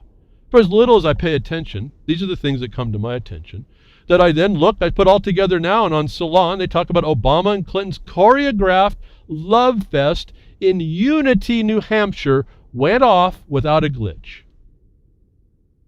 Did you get that, folks? If you don't think this is integrated, Obama and Clinton's choreographed love fest in Unity, New Hampshire. What's to be opposed in unity, folks? I want to read the story. You just read it. They talk about it.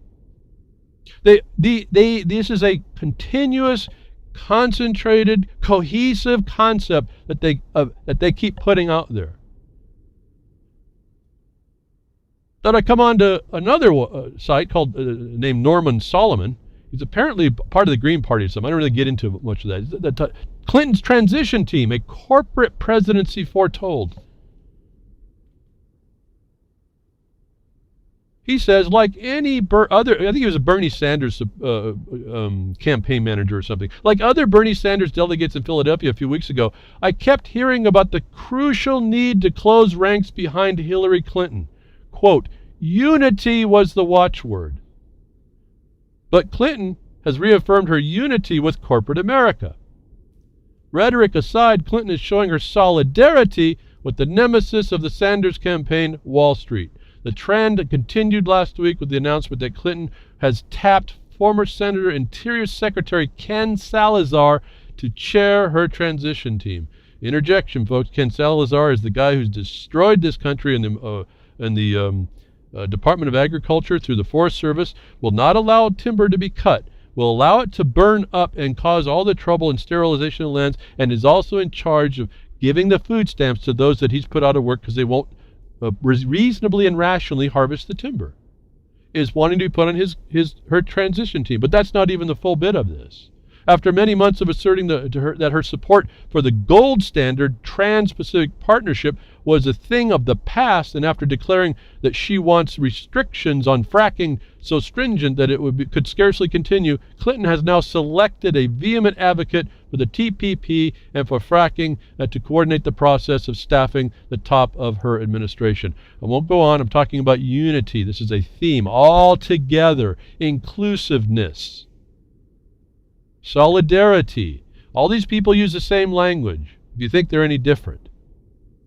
Now, as regarding who she has, remember, she's picked Kane. Kane is a total globalist. Now, you can't tell me that's not going in any direction. And I'm not talking about Trump yet. Look at his vice president. Identical.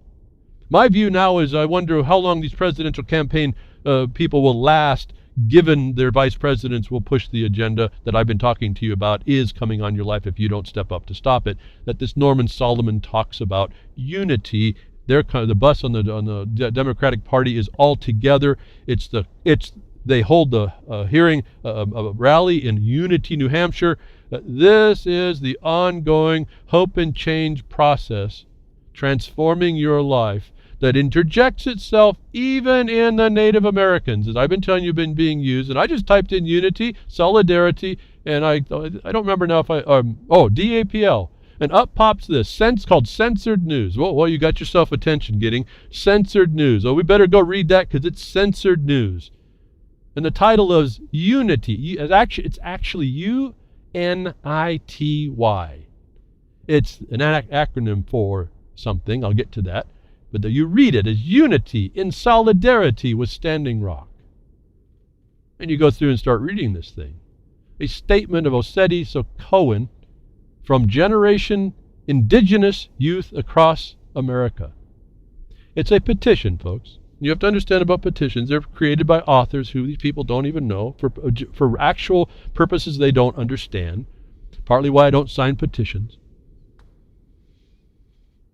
Unless I've written it, and that's the one on the Jefferson Mining District to petition the guy who's stealing our property, claiming representation capacity without my consent. I signed that petition, so all you mineral estate grantees, get over to Jefferson Mining District, sign that petition, read the text, study this situation, and sign that petition to protect yourself. Stop walking with the ring in your nose of these people that have been told to us that they admitted they're criminals, they're felons, these bar association members. And these people are driving the underside of all this. A statement from a Generation Indigenous, capital G, capital I. Youth Across is not capitalized, but America is.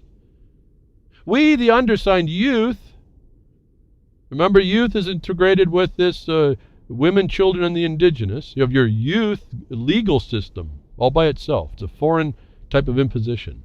We, the undersigned youth from UNITY, the United National Indian Tribal Youth, 2016 class of 25 under 25 leaders program support our indigenous brothers and sisters as well as beings on earth. We stand in solidarity with the Standing Rock Sioux tribe in their efforts to rise up and band together against the construction of the Dakota Access Pipeline through the land which the Missouri and Cannonball River flow and under the Mississippi. We agree that water is life. Mini Wiconi. It was apparently an indigenous term. I don't know how to pronounce it. I don't know their vocabulary. And I apologize to those that I maybe should know, my friends, that I should know this better. I mean no disrespect in the highest level, but I need to be a lot stern about how this comes down on us. You too, me too. This is coming down on us globally. The planet is being destroyed by this type of stuff. This is a group of people that are clever enough to put string words together that cause the correlation to unity. The war that forces unity of existence. This is that holistic view that's going to be imposed upon you. This is not the one of your free will. This is not the one of the native Indian free will. But these are the techniques that are going on to get us to buy into these things. Indigenous youth know there is listen, what happened to the sons and daughters, Indian sons and daughters, native sons and daughters? How about the boys and girls? Why is it youth? See, this is a status. You may not even understand that. Indigenous youth, indigenous, again, the word, women, children, and the indigenous is all part of the UN Sustainable Development System think.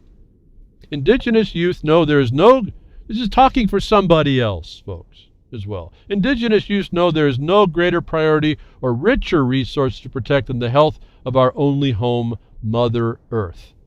Indigenous youth know that the short-term individual, national, corporate, financial, or other gains from fossil fuel extraction must not negatively jeopardize the natural wealth we all depend on, share, and benefit from now and for future generations. Now, they used to talk about future generations in the sense of capacity and production, but they don't say it that way anymore. It's now future generations in conservation, war crimes against the very people that agree with this. Indigenous youth understand that we are facing a climate change future in which human actions of the past and present are negatively impacted our earthly home. Interjection. How do these indigenous youth know this if even the scientists are at odds? The science is certainly not settled. Galileo 2.0 is firmly in place, and we know that the imposers of this are criminals, and also they don't believe in the sun. How do the indigenous youth know this? And if the indigenous youth are the sons and daughters of the native Indians, native Indians, the mothers and the fathers there, you didn't do something right here. You are being destroyed. Man, that really fires me up a bit. I got to be careful here. Indigenous youth, the next point, along with our elders. Who's our elders? When they're talking about a legal fiction and an indigenous youth status, who are the indigenous status that they're talking about that say our elders, like the future we want? It says capital E. They're defining this somehow. But this is not the kids that are the 25 of 25 that understand this stuff. And yet it sounds good. I want to hug everybody here. And I'm watching young people having their minds completely stripped of their own thoughts for system think. And everybody's cool with that. Along with our elders, understand that the tribal sovereignty and territorial rights reside alongside our sovereign rights given to us by Creator to determine our future and protect our lands, people, and future generations. Future generations tag. Folks, I got to give you a truth here. It pains me to say it, but this is the truth in the reality. The tribal sovereignty and territorial rights are limited by, I'll say, a contract. Whether or not between the parties that's being honored or not, I'm not going to touch. I know it, in large part it's not, but there's another problem about that. So I'm not going to go into all that quite yet, or maybe ever. It's not for me to do either. I've talked about this when I started talking about these things. Tribal sovereignty is as a conquered people, is the truth, is the sad truth. You're a beneficiary to a trust. And until you come to terms with that part, you have no chance to be able to defeat this, and you will be ruled by those that will write your paper for you and recreate a fraud upon you by lies and deceit. And in the documents that you have, you call treaties, was an out clause for the status of the beneficiary that was confining. Regarding we're talking about given to us by Creator, all people who believe in a Creator say the same thing. We're all the same here. We indigenous youth leaders, self-proclaimed now, but because it's a closed system here, they can do that, thereby stand in solidarity with Oseti Sokowan and their efforts to immediately halt the construction of the Dakota Access Pipeline. We understand we set the future for our actions today. We demand the Department of Environmental Policy, the Environmental Protection Agency, the United States Department of Interior, rescind the Army Corps of Engineers permit for the Dakota Access Pipeline. We asked for the full environmental impact statement. Let me just stop. I won't read no more. You can go find this. There's a little bit more, not much. Well, actually, it does. Just quite a bit. It goes on and on. There's some signatures. But, folks, there's processes that have to be done where the government has processes that have to be done. When you have the proof, as I said before, you bring your proof of the things that you have right to into the process and stop acting like you're some sovereign being that don't have to deal with anybody like they did, the Sioux did, as I read right out of the order. And you come and you understand the consultation they gave you was the consultation that you were denying was that consultation. And you bring the things I hear you saying you have to the table.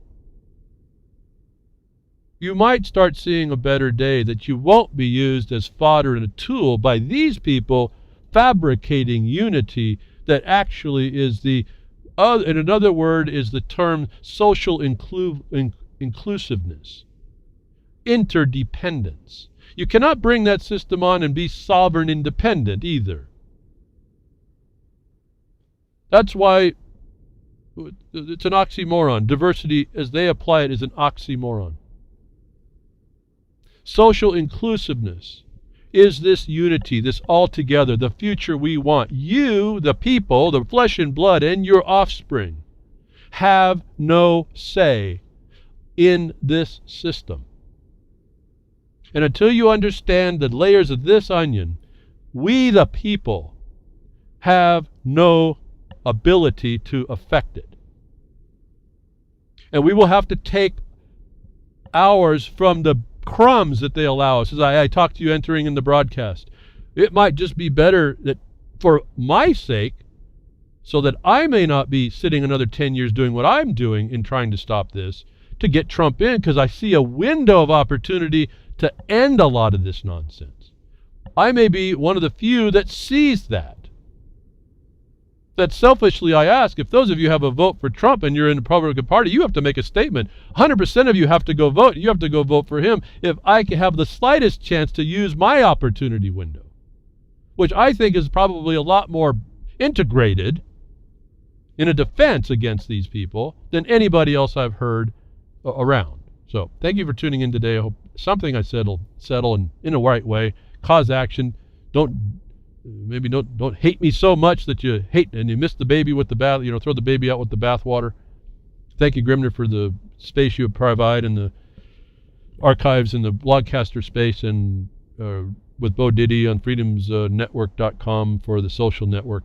People can join up there. Like I said, these are tools we could be using to work together, not in unity, but in independent action, in evolutionary action to counter this unity and altogether hive mind system think. By definition, criminal system think, folks. I hope, markonthebeast.yahoo.com, if you don't think that was system think criminality going on, organized crime right there in a document. But thank you, Grimner and Bo Diddy, and then Jules at UCY, thank you again. And simulcasting and terrestrial broadcasters, I appreciate that you send you beam out your signal to people that have a radio. And anybody else I don't know about. I mean, we're all in lots of places in Pastcast. So SoundCloud and Spreaker and TuneIn, I think, and all kinds of places, I think, now. So too many for me to keep up with. But I appreciate it. Again, let's rethink where we're at, and let's take the proper action. I'll be here next week. Tech diffs and nature willing.